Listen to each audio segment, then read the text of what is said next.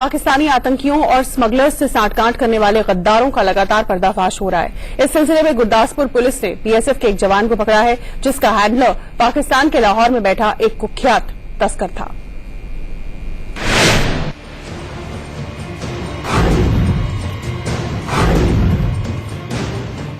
एक ही रात में पाकिस्तानी आतंकवादी जितने आसानी से पठानकोट एयरबेस में दाखिल हो गए, उसके पीछे देश के गद्दारों का सबसे बड़ा हाथ माना जा रहा है। ऐसा ही एक गद्दार मोहाली के एसएसपी के पीछे चेक शर्ट में मुंह पर काली पट्टी बांधे खड़ा है। इसका पठानकोट हमले से सीधा कनेक्शन तो नहीं, लेकिन बीएसएफ पोस्ट पर तैनाती के दौरान इसने लाहौर के सबसे कुख्यात तस्कर से एक बड़ी डील जरूर कर ली थी।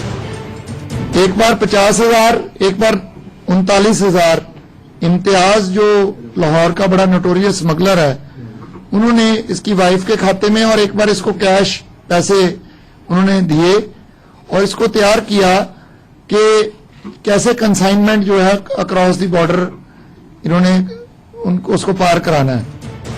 अनिल कुमार की गद्दारी का पता तब चला जब सोमवार को बीएसएफ ने फिरोजपुर से 30 किलो हेरोइन पकड़ी और उन 3 तस्करों को गिरफ्तार किया जो पाकिस्तान से आने वाली खेप लेने पहुंचे थे। इनसे पूछताछ और फोन की डिटेल खंगालने के बाद मालूम चला कि बीएसएफ का ये जवान अनिल कुमार इनके साथ मिला हुआ है। पंजाब पुलिस ने राजस्थान के श्री गंगानगर से अनिल को गिरफ्तार किया। भोलू ने इसे पैसों का लालच देकर तस्करी के जाल में फंसाया था। वो पीछे अमृतसर का रहने वाला है और उसका किसी शादी के दौरान ये गुरजान टेलियस भोलू और इनके साथियों से संपर्क हुआ था, तो वहां उसको लालच दिया गया कि अगर आप इनकी मदद करेंगे तो ये आपको फाइनेंशियल हेल्प करेंगे। इसके बाद ये इन तस्करों के जाल में आ गया।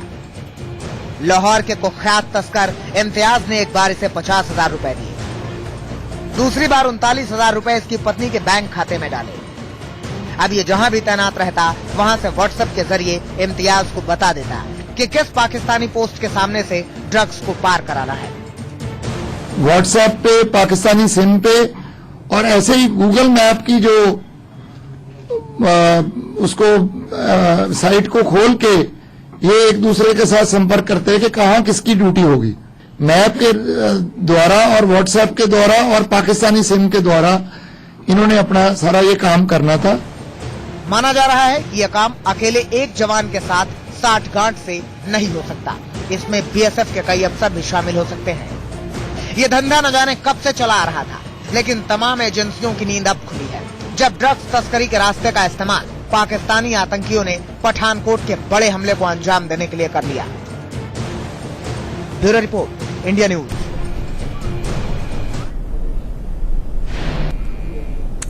और इस बीच राजस्थान की सीमा पर बीएसएफ ने एक जासूस बाज को पकड़ा है। सूत्रों के हवाले से खबर है कि बाज के पैर में 34 मेगापिक्सल कैमरा लगा हुआ था। ये कैमरा पाकिस्तान को भारत के हिस्से की अहम तस्वीरें भेज रहा था।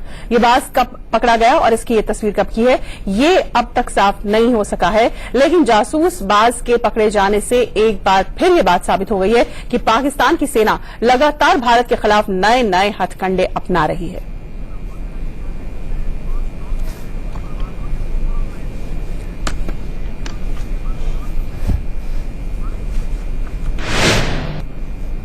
और इस वक्त हमारे संवाददाता विपिन परमार हमारे साथ पठानकोट से जुड़ चुके हैं। विपिन, सबसे पहले तो प्रधानमंत्री के दौरे से जुड़ा अपडेट, प्रधानमंत्री दिल्ली के लिए रवाना हो चुके हैं।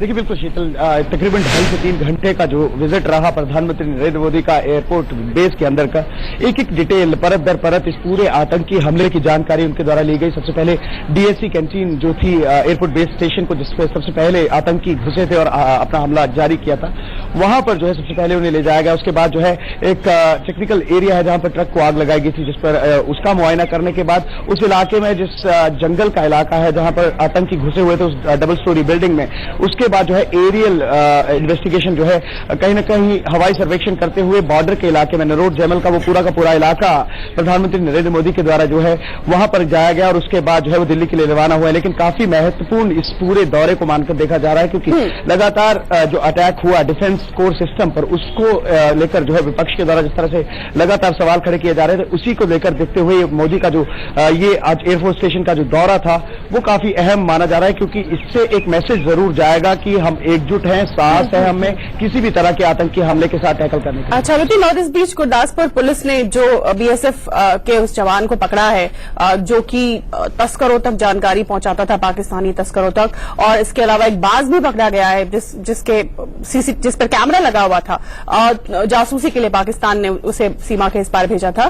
तो इनसे ये स्पष्ट होता है कि पाकिस्तान अपनी हरकतों से बाज नहीं आ रहा है। ऐसे में हमारी मुस्तैदी तो सामने दिख ही रही है, लेकिन जो शख्स पकड़ा गया है ये कहा जा रहा है कि वो इकलौते इस तरह का काम नहीं कर सकता, उसके साथ और भी लोग हो सकते हैं। तो इस बारे में कोई और जानकारी?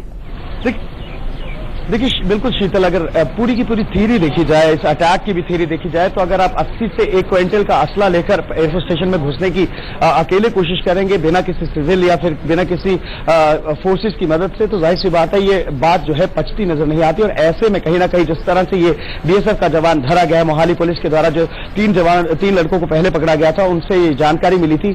इम्तियाज अली नाम का एक पाकिस्तानी ड्रग पैडलर है, स्मगलर है, उसको पकड़ने के बाद ये पता चला था कि ये जो बीएसएफ का जवान है के साथ इसके लगातार संपर्क में था और एक विजिट का एक बार स्मगलिंग करने के 50,000 रुपए तक ये लेता था। तो जाहिर सी बात है जिस तरह से एक बात भी आज पकड़ा गया जिसके जो पंजे हैं उन पर एक कैमरा था, तो जाहिर सी बात है ये बातें साफ होती है क्योंकि पाकिस्तान कनेक्शन कहीं ना कहीं पठानकोट के बिल्कुल पाकिस्तान अपनी हरकतों से बाज आने को तैयार नहीं। बहुत धन्यवाद विपिन परमार इस अपडेट के लिए।